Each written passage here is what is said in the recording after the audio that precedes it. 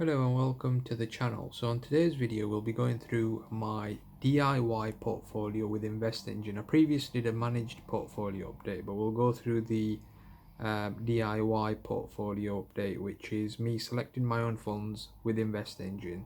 I've got four portfolios. A lot of them are probably overlapping, so for example I've probably got similar sort of funds in each portfolio, but the whole purpose of it was to experiment to see if I could beat the managed portfolio set by InvestEngine.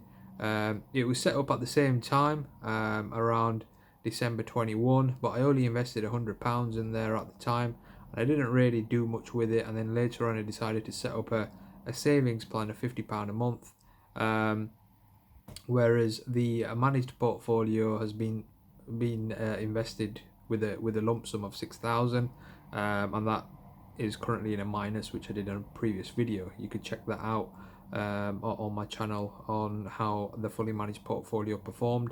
Whereas on this video we'll be going through the four portfolios that I've invested in through InvestEngine, using various ETFs. As you could see, every single one of them is actually in the green, so I'm in profit here. I could cash out and make a modest amount on each portfolio. I'm invested in total of about 550 now, in total of my net contributions for each portfolio, so it's 550 each, and yeah, they're all in profit. So we'll open up the bonnet of each portfolio and see what's in them.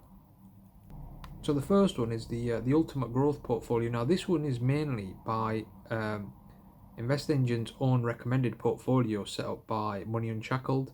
I went through their ETFs, and I think they were pretty good in terms of what they picked. So I decided to use that and see how it went. So they've invested in the MSCI World Index Fund. They've invested in the emerging markets, the small cap, the physical gold and silver. Physical gold and silver has performed pretty well because of generally in bear markets, commodities go up in value, and they generally mirror inflation, so it's usually a good hedge for inflation. So yeah, that's done pretty well.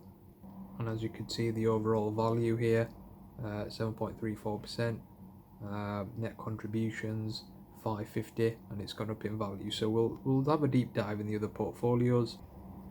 So the next portfolio is the S&P 500 portfolio. Now with this one, I've split them with the Vanguard as well as the iShares, and I've also gone with some commodities as opposed to bonds, because I tried to do a bit of a Warren Buffett portfolio here by doing the majority in the S&P 500 and a small percentage in bonds, but bonds have taken an absolute battering during this bear market, so I decided to split the bonds with commodities instead. So as you can see, I've gone with VUAG, Vanguard S&P 500. I didn't go with the VUSA because of this is more of an accumulating fund, so it reinvests the dividends.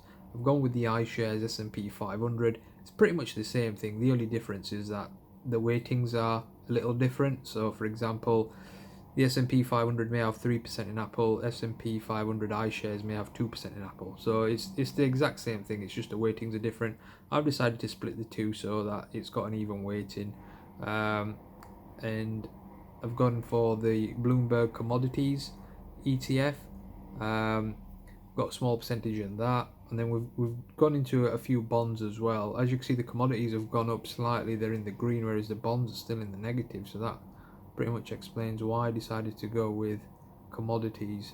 But yeah, that sums up that particular portfolio. This one's in the green as well, it's at 9.69%. So yeah, let's have a dive at the other portfolios.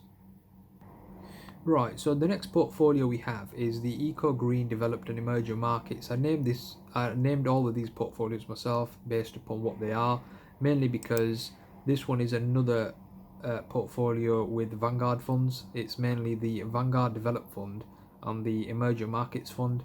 We've also go from the Dow Jones Global Sustainability Fund, as well as the Clean Energy Fund.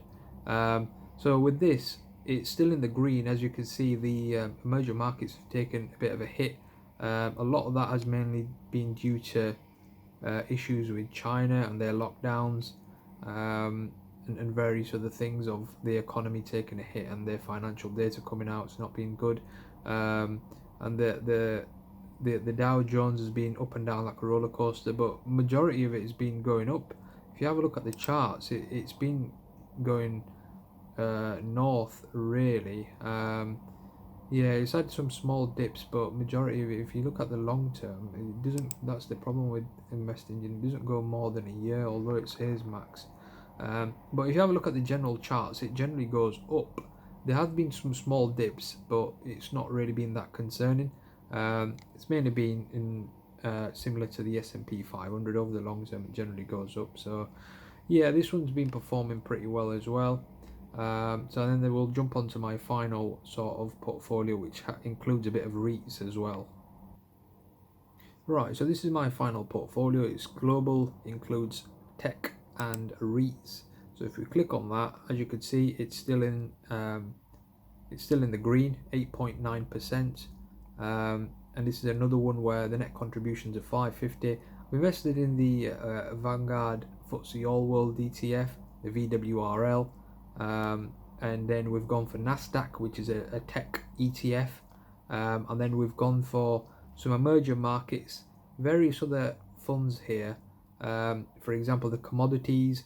We've gone for the UK 250, FTSE 250, mainly because I don't really have many UK ETFs in my portfolios. This is probably the only one that I've got, not just InvestEngine, but generally speaking.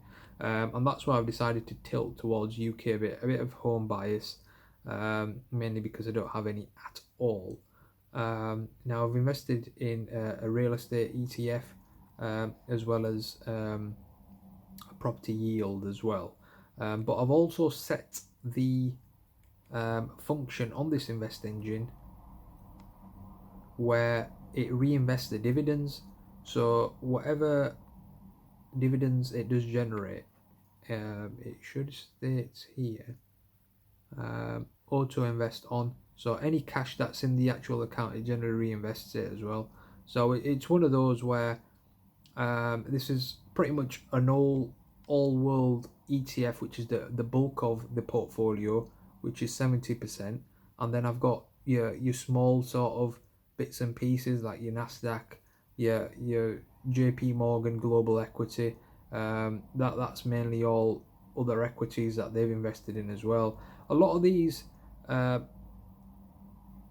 ETFs that I've invested in, a lot of them are duplicates, but it's just one of those where I could always just invest in one and that's it. But this was more of, as I mentioned, it was more of an experimental portfolio. I invested in this as one of my first sort of index fund platforms, and I wasn't quite sure what I was doing, in all honesty. I started experimenting at that particular time, and I realised I learned a lot from my money going into the managed portfolio and investing in these as well, and that's why I've taken a bit of a different approach, and I've decided to use a Vanguard platform as my core sort of portfolio and what I've invested in. And these are just mainly experimental sort of portfolios over the long term, just investing in money in and see how it goes really. But yeah, I think that wraps this InvestEngine portfolio update up pretty well, and yeah, I'll be releasing some more videos, so keep an eye on those. Thank you very much. Bye for now.